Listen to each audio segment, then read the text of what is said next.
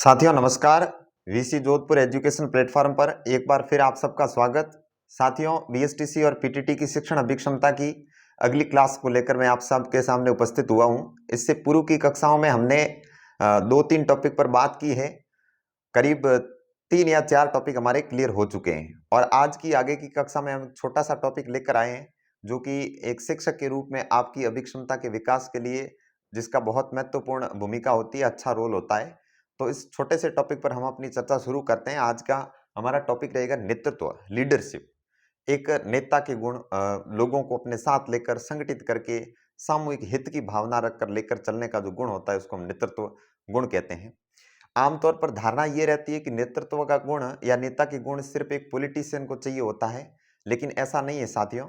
चाहे व्यक्ति किसी भी व्यवसाय में हो, कोई भी कार्य करता हो, चाहे शिक्षक हो, चाहे वकील हो, चाहे राजनेता हो, चाहे कोई सेल्समैन ही क्यों ना हो, उसमें नेतृत्व के गुणों का होना बहुत आवश्यक है। एक प्रभावशाली व्यक्तित्व, प्रभावशाली जीवन तभी हो सकता है जब हमारे अंदर नेतृत्व के गुण पूरी तरह से विकसित हो। तो सबसे पहले हम बात करेंगे कि शिक्षण अभिक्षमता में नेतृत्व के गुण चाहिए किसको। तो एज ए टीचर सबसे पहले तो नेतृत्व के गुण स्वयं शिक्षक को चाहिए और बाद में उस शिक्षक में यह भी योग्यता चाहिए कि वो अपने छात्रों में भी अच्छे से नेतृत्व गुणों का विकास कर सके, क्योंकि भावी समाज और राष्ट्र के लिए जो कर्णधार होंगे, राष्ट्र और समाज को लेकर चलने वाले होंगे, वो आज के विद्यार्थी होंगे जो कि शिक्षक की कक्षा कक्ष में बैठेंगे। ऐसे में अगर शिक्षक उनके नेतृत्व गुणों का अच्छे से विकास करेगा तो वो समाज और राष्ट्र के लिए अच्छे नागरिक तैयार कर पाएगा। चलिए आज की चर्चा शुरू करते हैं। देखिए साथियों, सबसे पहले हम चलते हैं शब्द पर कि नेतृत्व शब्द की उत्पत्ति कहां से हुई, इस शब्द को किस तरह बनाया गया है। तो देखिए संस्कृत में एक धातु होता है नी धातु। नी धातु जिसको हम अक्सर नियते नियंते लिखा हुआ देखते हैं, नी धातु से इसकी उत्पत्ति हुई है जो कि संस्कृत का धातु है। और इसका अर्थ क्या होता है, उसी से बनता है नेतृत्व क्षमता। तो साथियों लेकर नी धातु का अर्थ होता है वहन करना या ले जाना, वहन करना या लाना, नी धातु का। अब वहन क्या किया जाना है, तो वो तो नी धातु का प्रयोग जब संस्कृत में करते हैं तो उस हिसाब से होता है। अब नी से जो नेतृत्व है वो वहन क्या करता है, जिम्मेदारी वहन करता है। कई लोगों के सपने, कई लोगों की आवश्यकताएं, कई लोगों की मांगे, उनको जो वहन करता है उसको हम नेता कहते हैं। और नेता के अंदर जो गुण पाया जाता है उस गुण को हम नेतृत्व कहते हैं। याद करिए साथियों, हमने जब शिक्षक पढ़ा था तो शिक्षक के गुणों में हमने एक गुण ये भी लिखा था कि उसमें नेता के गुण हो। तो आवश्यक रूप से एक चीज तो आप मानकर चलेंगे कि शिक्षण के गुणों में हमने तमाम ऐसी चीजें देखी थी जो कि एक नेता के गुणों में रिपीट होने वाली, और आपको लगेगा कि हम नेतृत्व क्षमता नहीं, एक नेता के बारे में नहीं बल्कि हम एक शिक्षक के बारे में फिर से पढ़ रहे हैं। तो इसमें कोई अलग बात नहीं है, क्योंकि शिक्षक में अगर नेता के गुण हैं तो ऑलरेडी कई सारे गुण, कई सारी बातें हम शिक्षक टॉपिक में पढ़ चुके थे। ये शिक्षक जो टॉपिक था हमारे सिलेबस के अंतर्गत साफ साफ नहीं लिखा होने के बावजूद हमने अलग से पढ़ा था, उसके कई फायदे अब आपको यहां देखने को मिलेंगे। देखिए दूसरी चीज रहती है नेतृत्व क्या होता है, इस क्षमता का कैसी योग्यता है, किस क्षमता है। तो नेतृत्व परिभाषा कर लिखते हैं हम इसकी, वह योग्यता है। नेतृत्व एक ऐसी योग्यता है, वह योग्यता है या वह गुण है या वह विशेषता है। योग्यता वह योग्यता है जो व्यक्ति को, जो व्यक्तियों को कार्य, सोच, व्यवहार तथा अभिवृत्तियों से प्रभावित करती है, अभिवृत्तियों से प्रभावित करती है, प्रभाव जमाती है, दूसरे लोगों को इंप्रेस करती है। परिभाषा पर जाएं वापस कि नेतृत्व है ना, वह एक ऐसी योग्यता है, ऐसा गुण है जो व्यक्तियों को कार्य, सोच, व्यवहार तथा अभिवृत्तियों से प्रभावित करती है। अर्थ ये हुआ कि जो व्यक्ति नेतृत्व करेगा उस व्यक्ति के कार्य, उसकी सोच, उसका व्यवहार और उसका एटीट्यूड कुछ इस प्रकार का होगा कि बाकी लोग इन सारी चीजों से उससे प्रभावित हो, व्यक्ति से। तो ऐसी जो क्षमता जिस व्यक्ति में पाई जाती है उस व्यक्ति में ये सारी की सारी जो है विशेषताएं पाई जाएगी। अब देखिए एक शिक्षक के रूप में देखिए कि शिक्षक को कहां कहां पर लोगों को प्रभावित करने की आवश्यकता होगी। तो आपको लगेगा कि हर समय शिक्षक को इन सब कार्य व्यवहारों से, इन गतिविधियों के द्वारा अपने छात्रों को, अपने सहकर्मियों को, समाज के सदस्यों को, इन सबको प्रभावित करने की आवश्यकता होगी, क्योंकि शिक्षक अगर दूसरों को प्रभावित नहीं कर सकता तो अपने उद्देश्य में कभी सफल नहीं हो सकता। तो ये जो है नेतृत्व की अपनी परिभाषा हो गई कि नेतृत्व कहते किसको है। तो नेतृत्व एक प्रकार की ऐसी योग्यता है जो दूसरों को प्रभावित करती है। अब नेतृत्व क्षमता के बाद आता है नेता। तो नेता कौन होता है? तो सेम वही बात, नेता उस व्यक्ति को कहेंगे जो अपने कार्य, अपने व्यवहार, अपने गुणों, अपने शब्दों और अपनी गतिविधियों के द्वारा दूसरे लोगों को प्रभावित करता है। ऐसे व्यक्ति को नेता कहते हैं। ऐसे व्यक्ति में नेतृत्व गुण पाया जाता है। अब नेता का मतलब एक बार फिर बताता हूं कि आप पॉलिटिक्स की तरफ नहीं जाएंगे। नेता का मतलब सिर्फ पॉलिटिक्स नहीं होता, उसके लिए अलग शब्द का प्रयोग करते हैं, राजनेता। यानी राजनीतिक कार्यों में जो नेतृत्व करता है या राजनीतिक क्षेत्र में जिसमें नेतृत्व की जिम्मेदारी होती है, उसको हम राजनेता कहते हैं। तो अगला अपना नेता की परिभाषा जो है क्लियर हो गई कि जिसमें नेतृत्व का गुण पाया जाता है वो नेता होता है। नेतृत्व का गुण क्या होता है उसकी बात हो गई। अब देखो, नेता के बाद दूसरा इंपॉर्टेंट शब्द आता है अनुयायी। जो शब्द आपको देखने को मिलता है, इसको हम इंग्लिश में फैन या फॉलोवर्स कह सकते हैं। फॉलोवर कौन होते हैं? फॉलोवर कौन होते हैं? तो देखिए, नेता से प्रभावित होने वाले व्यक्ति या नेता की लीडरशिप में, नेता के नेतृत्व में उसके साथ चलने वाले लोग, जो नेता विशेष की सोच से, उसके कार्यों से, उसके व्यवहार से प्रभावित हो, समर्थित हो। तो मतलब कि नेता के समर्थक जो होते हैं, नेता के समर्थक, उनको हम यहां पे अनुयायी शब्द से प्रदर्शित करते हैं। तो ये हो गया नेता की परिभाषा, अनुयायी की परिभाषा और नेतृत्व का शब्द का अर्थ और शब्द की परिभाषा। अब हम आगे बढ़ते हैं। इनमें से प्रत्येक चीज को आप पढ़ते पढ़ते शिक्षक के संबंध में जोड़कर देखते रहना है कि भाई शिक्षक के लिए समर्थक कौन होंगे, शिक्षक के लिए अनुयायी कौन होंगे। तो सीधी सी बात है, विद्यालय के सभी विद्यार्थी, उनके सहकर्मी, उनके समर्थक हो सकते हैं। अगर विद्यालय में हम प्रधानाचार्य पद की बात करें तो प्रधानाचार्य के नेतृत्व में तो पूरा स्कूल चलता है। और कहीं कहीं पर अभी जो पीईओ पद स्थापित हुआ है अपने राजस्थान में, तो यहाँ पे एक पीओ के नेतृत्व में आसपास की कई स्कूलें जो होती है वो चलती है। मतलब कि नेतृत्व क्षमता जिस व्यक्ति में होती है, उसके अनुयायी कई सारे होते हैं, समर्थक कई सारे होते हैं जो कि उनके नेतृत्व में कार्य करते हैं। अब आगे हम बात करेंगे नेतृत्व की परिस्थितियां, यानी कौन सी ऐसी परिस्थितियां हैं जिसमें नेतृत्व होता है। नेतृत्व की परिस्थितियां, नेतृत्व कब किया जा सकता है? नेतृत्व तब संभव है जब अनुयायी हो। अनुयायी हो, अर्थ यह हुआ कि अकेला एक व्यक्ति नेतृत्व नहीं कर सकता। नेतृत्व करने के लिए उसको क्या चाहिए? अनुयायी चाहिए। बहुत सारे अनुयायी जो होते हैं उनके साथ चलने वाले होने चाहिए। फिर नेतृत्व में क्या होता है? उद्देश्य जरूरी है। किस उद्देश्य से आप नेतृत्व करना चाहते हैं उसको हम उद्देश्य कहेंगे। ये दोनों इसके लिए परिस्थितियों का काम करते हैं। फिर आगे और क्या परिस्थितियां हो सकती है नेतृत्व की? तो आवश्यकता, जरूरत क्या है किसी को एक जिम्मेदारी उठाने की, किसी को एक नेता बनने की, आवश्यकता भी इसकी आवश्यक परिस्थिति होती है। और आवश्यकता के अलावा देखिए, हमारे समाज में भी हम देख सकते हैं कि कई बार जब कोई समस्या पैदा होती है, कोई जरूरत पड़ती है, तब कोई एक व्यक्ति बहुत सारे लोगों का नेतृत्व करता है। मान लो कि हमें सिर्फ कलेक्टर को कोई ज्ञापन देना है, तो ऐसे में भी हमारे हम 10 15 20 50 जितने भी लोग हैं, उनमें से कुछ लोग ऐसे होंगे जिनमें हमें प्रतिनिधित्व हमारा करने की, डेलीगेट करने की हमकी क्षमता जिनमें होती है। तो फिर वो हमारी तरफ से उस ज्ञापन को तैयार करते हैं, हमारे साथ चलते हैं और हमारी तरफ से वो ज्ञापन सौंपते हैं। तो ये भी एक परिस्थिति हुई कि आवश्यकता हो, नेता के बहुत सारे अनुयायी हो, नेतृत्व करने का कोई ना कोई विशिष्ट उद्देश्य हो। परिस्थितियां जरूरी होती है। बिना परिस्थितियों के, बिना आवश्यकता के न तो नेतृत्व की जरूरत पड़ती है, ना ही हमें नेता की जरूरत पड़ती है। यानी हमें यह भी ध्यान रखना होगा कि नेतृत्व के लिए किसी न किसी एक एनवायरनमेंट की आवश्यकता होती है, एक वातावरण की आवश्यकता होती है। फिर देखिए, वातावरण की बात कर सकते हैं। माहौल बनना, वातावरण होना, वातावरण के अंदर फिर सारी चीजें आ जाती है कि वातावरण उद्देश्यपूर्ण हो, वातावरण में नेतृत्व की आवश्यकता हो, वातावरण में नेता को फॉलो करने वाले हो, अनुयायी हो। इस प्रकार से नेतृत्व की परिस्थितियों की हम बात करते हैं। हम ये हेडिंग इसलिए ले रहे हैं कि कभी कभार इस प्रकार के प्रश्न पूछ लिया जाता है कि निम्न निम्न में से कौन सी एक नेतृत्व की परिस्थिति नहीं है, यानी किस परिस्थिति को हम नेतृत्व की परिस्थिति नहीं कहेंगे। ऑप्शन में अगर हमें हवन करना लिख दे, एक जो गलत अलग करना हो हमें, तो हवन करने में किसी प्रकार की नेतृत्व की आवश्यकता नहीं होती है। उसमें जो है भावनात्मक समर्पण की आवश्यकता होती है, आध्यात्मिक भावों की आवश्यकता होती है। अब आगे देखते हैं हम कि जैसे कि शिक्षकों के गुण देखे थे, शिक्षक के गुण, ठीक वैसे ही हमें नेता के गुण देखने की, एक अच्छे नेता में कौन कौन से गुण होते हैं। अब ये गुण वाला, विशेषताओं वाला जो हेडिंग रहता है, इसमें हमारी चर्चा जो है विस्तृत हो जाती है, हम बहुत ज्यादा चिंतन कर पाते हैं, बहुत ज्यादा सोच पाते हैं। देखिए साथियों, सबसे पहले एक नेता का गुण क्या होता है, तो सामूहिक हितों की सोच रखता है। सामूहिक हितों की सोच, ये पहला गुण है। सामूहिक हितों की सोच यानी एक नेता अपने पूरे के पूरे संगठन, पूरे के पूरे समूह, सभी के सभी उसके अनुयायी, उन सब के भले की सोचता है। अकेले अपने भले की नहीं सोचता, वो स्वार्थ से मुक्त होता है। अगर जो अच्छा नेता है उसकी बात है। अगर नेता है वास्तव में, तो वो सिर्फ अपने हित की नहीं सोचेगा, बल्कि परमार्थी होगा, पूरी तरह से स्वार्थ से मुक्त होगा और दूसरों के विषय में सोचेगा।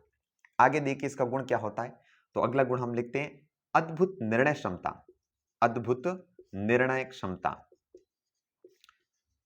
उसमें डिसीजन पावर बहुत तगड़ा होता है। चाहे किसी भी क्षेत्र का नेता हो, उसमें अच्छी निर्णय क्षमता होनी चाहिए। कई बार कार्य ऐसे होते हैं जिनमें हालांकि बहुत सारे लोग मिलकर कार्य करते हैं, लेकिन फिर भी निर्णय किसी एक को लेना पड़ता है, क्योंकि बहुत सारे लोग मिलकर अगर निर्णय लेंगे तो सबके निर्णय में कुछ ना कुछ मतभेद होंगे। अंततः भले ही लोकतांत्रिक तरीके से एक समूह कार्य करता हो किसी दिशा में, लेकिन अंत में निर्णय किसी एक व्यक्ति को लेना पड़ता है, और ये निर्णय क्षमता, डिसीजन पावर जो है एक नेता में बहुत जरूरी है, होनी चाहिए। इसके बाद देखिए अच्छा वक्ता। अच्छा वक्ता या फिर प्रखर वक्ता, भाषा का अधिकारी, भाषा पर उसकी पकड़ हो, अच्छा बोलने वाला हो, शब्द चयन की योग्यता गजब की हो, तभी तो वो अपने शब्दों द्वारा अपने अभिव्यक्तियों को स्पष्ट कर पाएगा, अपने उद्देश्यों को स्पष्ट कर पाएगा, अपनी योग्यता को हमारे सामने रख पाएगा, ताकि हम उस पर विश्वास कर सकें। फिर देखिए आप उसकी वेशभूषा। वेशभूषा व शारीरिक बनावट। एक नेता में जो पर्सनैलिटी होती है कि एक नेता दूसरों को प्रभावित कैसे करता है, तो इसमें उसका ड्रेसिंग कोड भी काम करता है, वेशभूषा।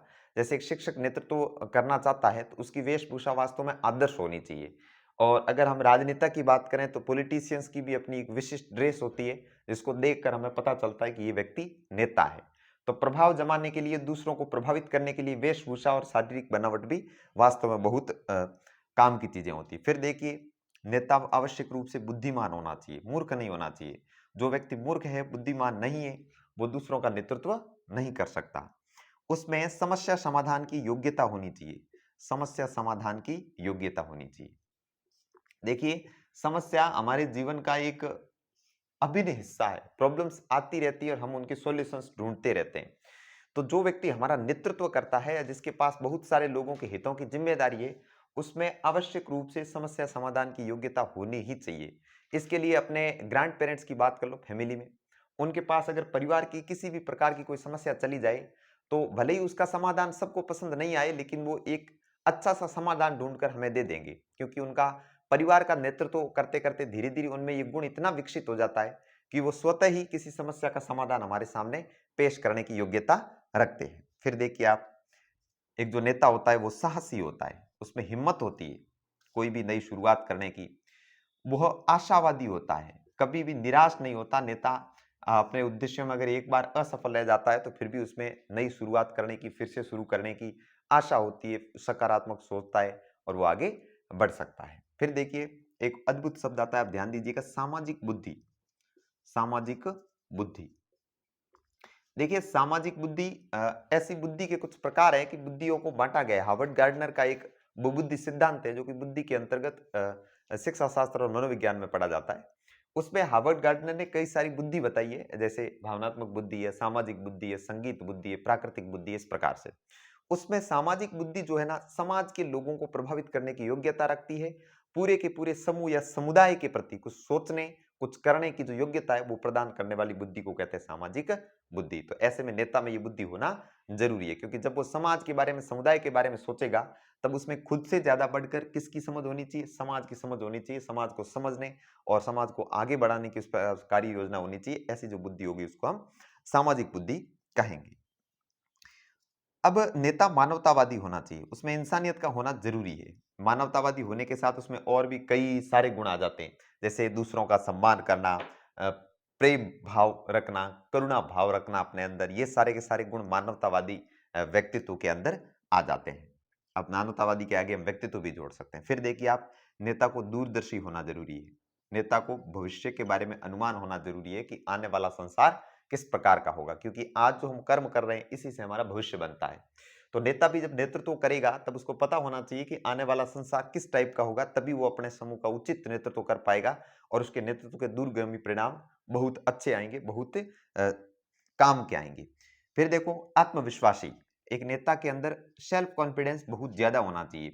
कहीं आपको ये लग रहा है कि ये वही गुण है सेम के सेम, जैसे आशावादी, दूरदर्शी, साहसी, आत्मविश्वासी, जो कि हमने शिक्षक में पढ़े, तो बिल्कुल शिक्षक के अंदर हमने ये भी पढ़ा था कि शिक्षक में नेता का गुण होना चाहिए। इसका मतलब ये सारे के सारे गुण तो शिक्षक में होने ही चाहिए। कुछ गुण शिक्षक में ज्यादा अच्छे थे, जैसे कि अपने विषय पर पकड़, तो विषय तो नेता को पढ़ाने नहीं होते हैं, ये तो शिक्षक को ही पढ़ाना होता है। तो ऐसे में वो जो गुण है, कुछ विशिष्ट गुण अलग रह जाएंगे।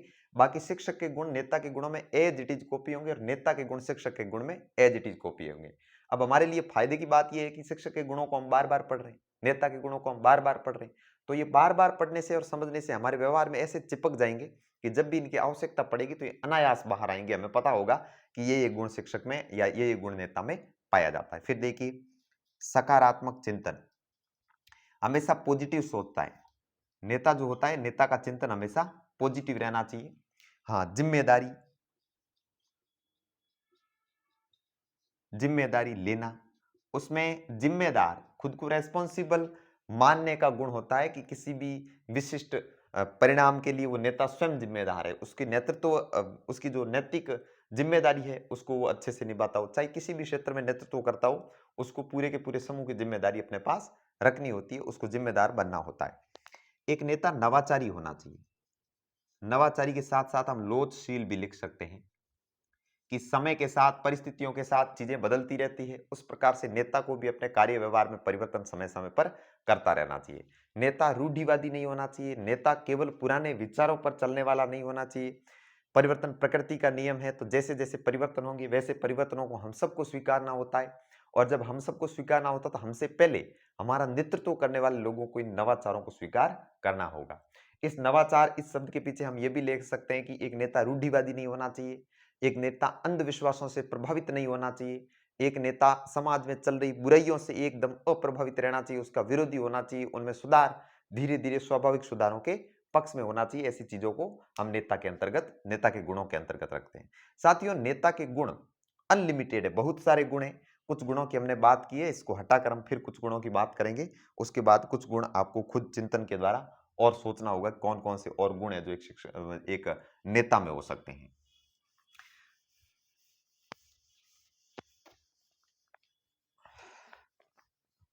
अगले गुण की बात करते हुए देखते हम कि एक नेता को अच्छा प्रेरक होना चाहिए।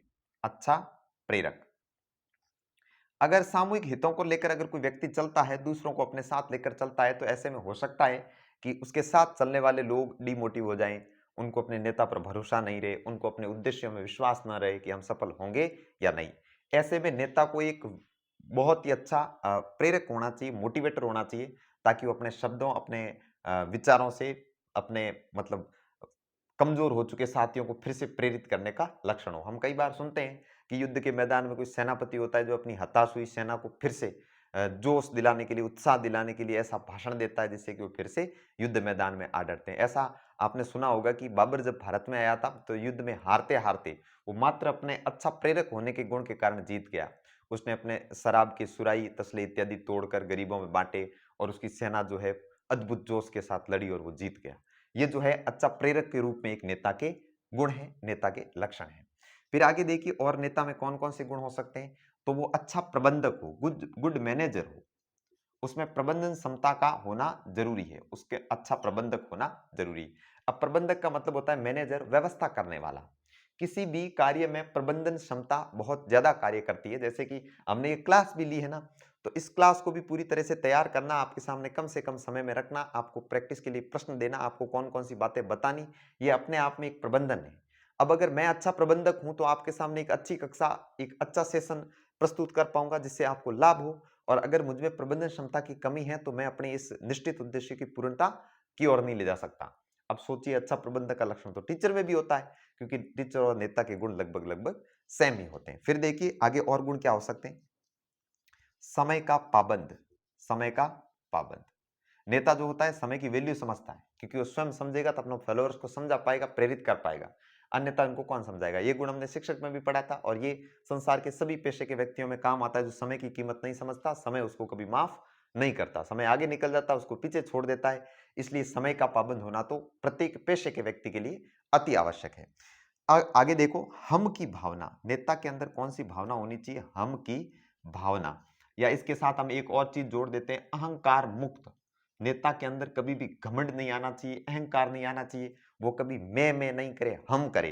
जैसे हमारी अक्सर आदत रहती है कि मैं कक्षा में यहाँ पर अकेला पढ़ा रहा हूँ, लेकिन फिर भी मुझे ये कहना होता है कि हम आपके सामने कक्षा लेकर आए, हम आपको पढ़ा रहे हैं। इसके पीछे क्या है कि मैं शब्द से हर आदमी को बचकर रहना चाहिए। मैं क्या है, अहंकार की बू आती है, उसमें लगता है कि जो कुछ है वह है।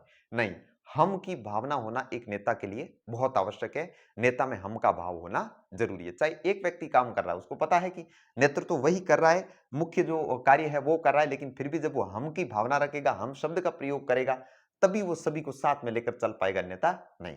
कभी कभार हम अपने सर्कल में ऐसे लोगों को देखते हैं जो अक्सर मैं की भावना से प्रेरित होते हैं, मैं के भाव से ग्रसित होते हैं, तो अक्सर अपने फ्रेंड सर्कल के लोगों को हर्ट कर देते हैं कि मैं ऐसा, मैं वैसा करता हूं, मैं ये कर सकता हूं, मैं ये दे सकता हूं। ऐसे में क्या है कि जो सामूहिक हित होते हैं वो धूमिल हो जाते हैं और एक अकेला व्यक्ति अपना प्रभाव ज्यादा छोड़ने की कोशिश करता है। तो हम की भावना जो है सामूहिक हितों की तरफ इशारा करती है और ये लक्षण शिक्षक में होना बहुत ज्यादा जरूरी है। शिक्षक उद्देश्य परक, शिक्षक क्या नेता उद्देश्य परक होना चाहिए। उद्देश्य परक व्यक्ति निरुद्देश्य कुछ भी ना करे, कोई भी ऐसी गतिविधि ना करे जिसका कोई उद्देश्य नहीं है, फालतू में कोई कार्य ना करे, और जो भी कार्य करे उसका निश्चित उद्देश्य उसके पास पहले से तय हो। कि भाई हम कोई एक रैली निकाल रहे हैं, नारेबाजी कर रहे हैं, एक सामाजिक नेता के रूप में, एक सामाजिक व्यक्तित्व के रूप में, तो उसके पीछे भी हमारा निश्चित उद्देश्य होना चाहिए कि हम किसी बुराई विशेष के खिलाफ आवाज उठा रहे हैं, महंगाई के विरुद्ध बात कर रहे हैं, या फिर पौधारोपण के लिए, प्रकृति संरक्षण के लिए, पर्यावरण संरक्षण के लिए कोई बात, या जागरूकता प्रसार के लिए कार्य करे। तो ऐसा हमारे सामने उद्देश्य होना चाहिए। ठीक वैसे ही शिक्षक को भी अपनी प्रत्येक नेतृत्व गतिविधि के पीछे कोई ना कोई निश्चित उद्देश्य रखना होता है, जिससे कि उसको सफलता मिले और वो आगे बढ़ सके। फिर देखो, एक अगला गुण है अद्यतनशील। ये गुण हमने शिक्षक में भी देखा था, अद्यतनशील। ये काफी कुछ नवाचारी से मिलता जुलता है कि एक नेता को भी हमेशा अपडेट रहना चाहिए। देश दुनिया का ज्ञान है, सांसारिक ज्ञान है, उसको समय समय पर अपने अंदर अपडेट करता रहे। टीचर को भी जरूरत है इसकी और एक नेता को भी आवश्यकता इसकी हमेशा रहती है। इसके अलावा देखिए, समूह के प्रति निष्ठावान, समूह के प्रति निष्ठावान। कुछ भी हो जाए, चाहे जान पर बनाए, बड़े से बड़े नुकसान की संभावना रहे, तभी भी एक अच्छे नेता को अपने दल के प्रति, अपने समूह के प्रति, अपने टीम के प्रति हमेशा निष्ठा रखनी चाहिए, पूर्ण ईमानदारी रखनी चाहिए। कभी भी उनके साथ बेईमानी नहीं करनी चाहिए, उनके साथ धोखा नहीं करना चाहिए। ये एक अच्छे नेता का फिर से गुण हुआ। इस प्रकार हमने नेता के कई सारे गुणों की बात कर ली। इसके अलावा भी कुछ गुण हो सकते हैं कि उसको अच्छा ज्ञान हो, उसको जनरल नॉलेज या सामान्य ज्ञान पर अच्छी पकड़ हो, उसके संस्कृति और सामाजिक मूल्यों का उसको ज्ञान हो, ताकि वो जिस समुदाय का नेतृत्व कर रहा है उनको सही में समझ सके। उसके अंदर भावनात्मक बुद्धि होनी चाहिए ताकि वो दूसरे लोगों को समझने की योग्यता रखता हो। इस प्रकार की और भी कुछ विशेषताएं हो सकती है, और भी कुछ गुण हो सकते हैं। कोई लिमिटेशंस नहीं है, कोई बाउंडेशंस नहीं है। वो जितने भी अच्छे गुण होंगे वो सब के सब एक नेता में पाए जाएंगे। साथियों, एक नेता के सीमित गुणों की बात करें तो वो सीमित गुण बहुत कम होते हैं। जैसे कि निर्णय क्षमता अच्छी होना, अच्छा वक्ता होना, अच्छा प्रबंधन क्षमता होना, और उद्देश्य पर कार्य करना, हम की भावना होना। ऐसे करीब 7 या 8 गुण होते हैं जो नेता के निश्चित गुण बनाए जाते हैं। लेकिन उन गुणों से हम अपनी टीचिंग एप्टीट्यूड के सारे प्रश्नों तक पकड़ नहीं बना पाएंगे, पहुंच नहीं बना पाएंगे। इसलिए अपने को कई सारे गुणों पर चर्चा करनी होगी। इस प्रकार आप इनको लिखते रहिएगा एक एक बात, और इसके बाद हम अगले इसके अंदर अगली हेडिंग की बात करते हैं कि कौन सी बातें पीछे छूट गई जो हमें पढ़नी है। एक नेता में जो गुण हैं वो सारे के सारे गुण एक शिक्षक में भी पाए जाते हैं। इसलिए आप शिक्षक और नेता के गुणों को आपस में कंपेयर करेंगे। जो गुण शिक्षक में विशिष्ट है उनको शिक्षक तक रहने देंगे, बाकी नेता के तो सारे के सारे गुण एक शिक्षक में कॉपी होंगे। ऐसा क्यों? क्योंकि शिक्षक भी एक नेता होता है। आगे हम देखेंगे कि इसी टॉपिक पर बात करेंगे कि एक शिक्षक में नेतृत्व गुण क्यों जरूरी है। नेतृत्व गुण क्यों जरूरी है, ये सिर्फ चिंतन का विषय है। ये प्रश्न है आपके सामने, इस पर चिंतन करना होगा और इसमें अपने को कई सारी ऐसी गतिविधियां देखनी होगी। देखो, शिक्षक के सवेरे से हम दिनचर्या के बारे में बात करें तो हम बार बार कई जगहों पर ये चीज देखेंगे कि उसमें नेतृत्व गुणों का होना जरूरी है। मान लो शिक्षक विद्यालय में आए और सर्वप्रथम उन्होंने प्रार्थना सभा आमंत्रित की कि भाई हमेशा की तरह हम प्रार्थना कर लेवें। तब वो प्रार्थना में सभी स्टाफ को बुलाता है, छात्रों को संबोधित करके उनको इकट्ठा करता है, उनको लाइनें वगैरह बनवाता है, तो उसमें उसको नेतृत्व क्षमता की जरूरत है, उसमें अच्छे प्रबंधन का होना जरूरी है। उसके बाद प्रार्थना कार्यक्रम हो गया, उसके बाद कोई विशिष्ट कार्यक्रम अगर प्रार्थना सभा में करना है तो उसका नेतृत्व करना, उसकी जिम्मेदारी स्वीकारना नेता के गुण हो गए। उसके बाद क्लासेज लगती है, कक्षाएं लगती है, तो अगर आप प्रधानाचार्य, आप विद्यालय के नेता हैं, तब आपको सभी शिक्षकों को कार्य देना, सभी शिक्षकों के बीच में समन्वय स्थापित करना, ये भी एक नेतृत्व का गुण हो गया। वहां पे अपने को नेतृत्व की जरूरत है। फिर शिक्षक कक्षा में पहुंचता है, तो कक्षा में अगर उसमें नेतृत्व क्षमता नहीं है, नेता के गुण नहीं है, तो वो अच्छे से पढ़ाई नहीं करवा पाएगा, वो अपने छात्रों पर प्रभाव प्रभाव नहीं जमा पाएगा, उनको अपनी तरफ आकर्षित नहीं कर पाएगा। जब तक कोई हमारे विचारों का समर्थक नहीं होता है, तब तक कोई हमसे सीख नहीं सकता, कम से कम सीख सकता है।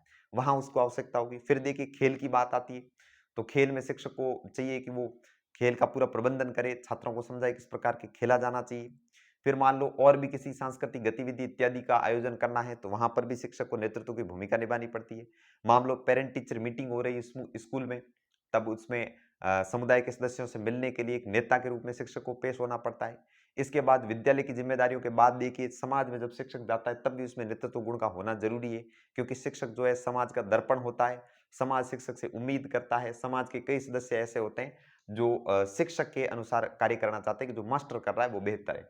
इस संबंध में शिक्षकों को समाज में सम्मान भी बहुत मिलता है। आप कभी देखना कि एक शिक्षक से कभी भी कोई बुरी चीज की, कभी भी कोई कमी की गुजारिश नहीं रखेगा। वो कहेगा आप तो मास्टर है, आप तो टीचर हैं, या वो व्यक्ति तो टीचर है, उसमें वो कभी नहीं हो सकती। मतलब हमारा समाज जो है वो एक शिक्षक को पूर्ण, परिपूर्ण, संपूर्ण गुणों से युक्त व्यक्तित्व के रूप में जानता है। इस प्रकार एक शिक्षक को हर समय नेतृत्व के गुणों की जरूरत पड़ती है। इससे ज्यादा आप क्या करेंगे कि नेतृत्व के गुण जहां लिखे हैं, प्रत्येक गुण पर शिक्षक को लागू करेंगे कि एक शिक्षक को नवाचारी होने की जरूरत है या नहीं, तो बिल्कुल है। एक शिक्षक को अध्ययनशील होना चाहिए कि नहीं होना चाहिए, बिल्कुल होना चाहिए।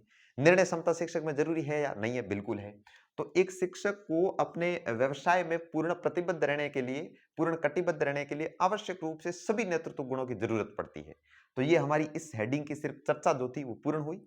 इसके बाद इस पर आप और चिंतन करेंगे। जितना ज्यादा चिंतन करेंगे, जितना ज्यादा सोचेंगे, उतना हमारा एप्टीट्यूड डेवलप होगा।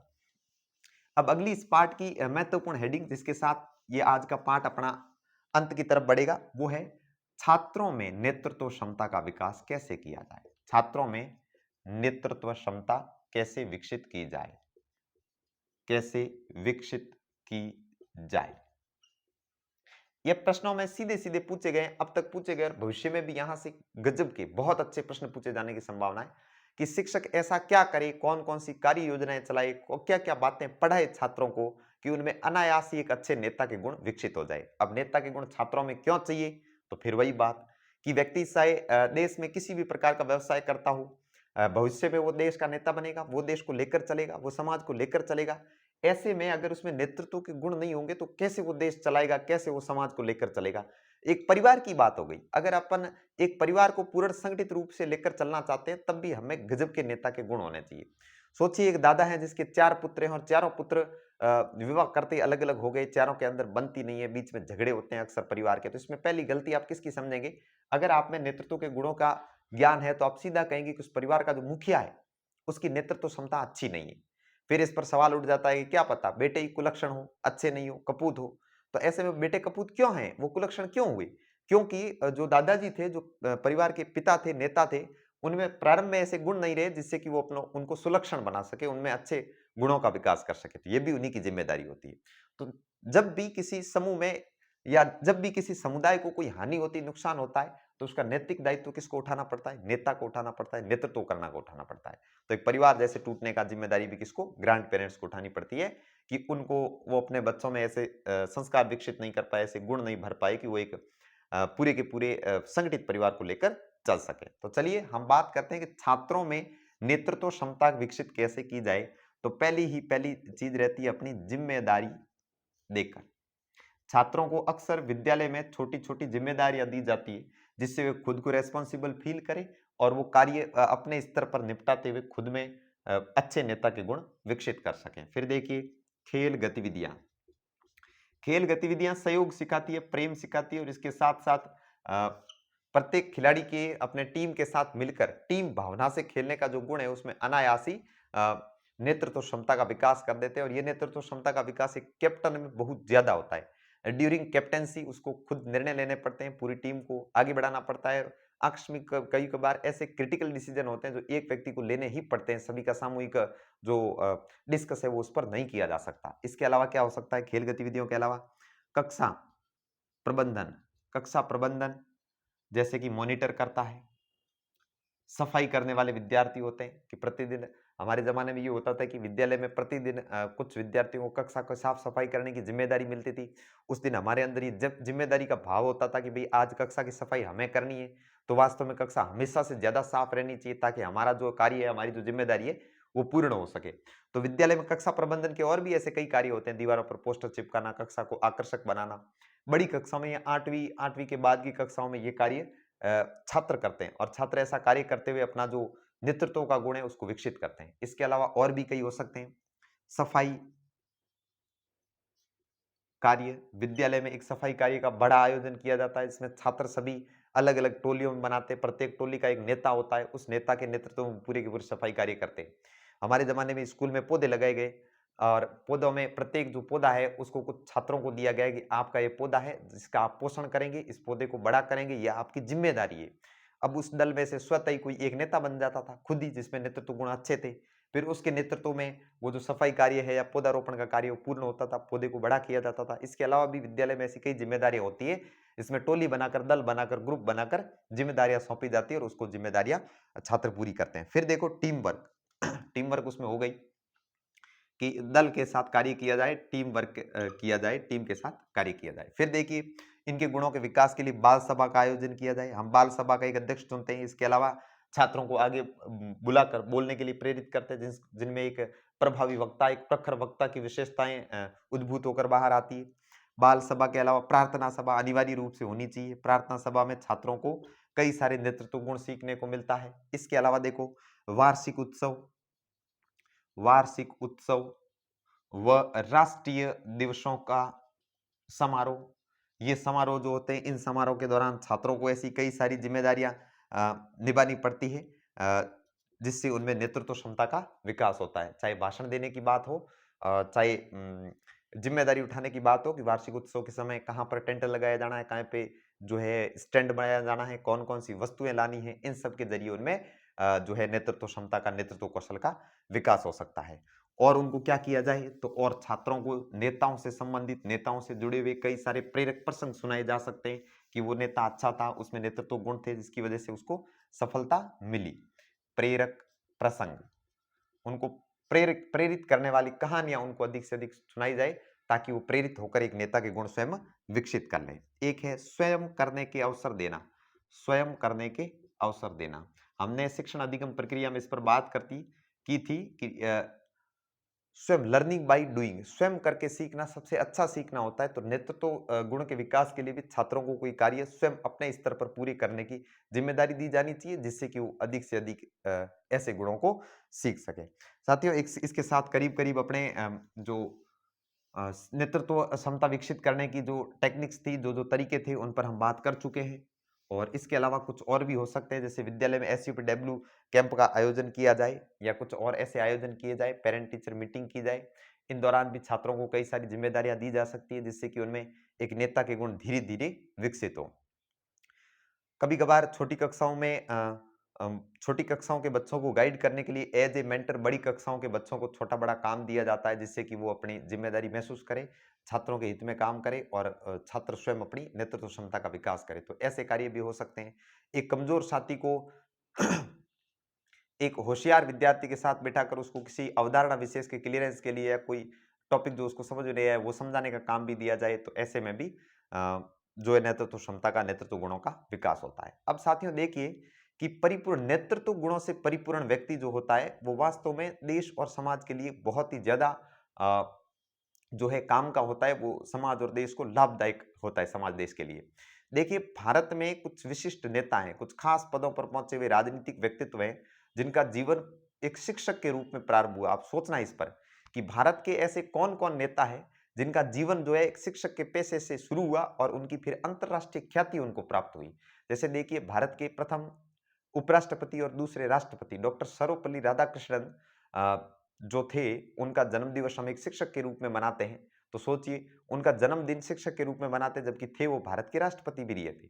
फिर सोचो, वो एक अच्छे दार्शनिक थे। सोचिए कि उसको शिक्षक के दिवस के रूप में क्यों मनाते हैं? क्योंकि एक शिक्षक जो होता है वास्तव में बहुत ही अच्छा नेता होता है। शिक्षक में विलक्षण नेतृत्व क्षमताएं होती है। इसके अलावा doctor Zakir Hussain, doctor APJ Abdul Kalam, Pranab Mukherjee, ये ऐसे व्यक्ति हुए भारत के राष्ट्रपति रहे और सब के सब राजनीतिक पेशे से पहले शिक्षक थे। इसके अलावा आज के आधुनिक परिप्रेक्ष्य में कुछ नेता देखिए आप, डॉक्टर मनमोहन सिंह, मायावती, डॉक्टर सुब्रमण्यम स्वामी जैसे बड़े-बड़े नेता जो हैं शिक्षक के पेशे से संबंध रखते आए हैं। अतः हम कह सकते हैं कि एक शिक्षक के पेशे में नेतृत्व गुणों का होना नितांत आवश्यक है।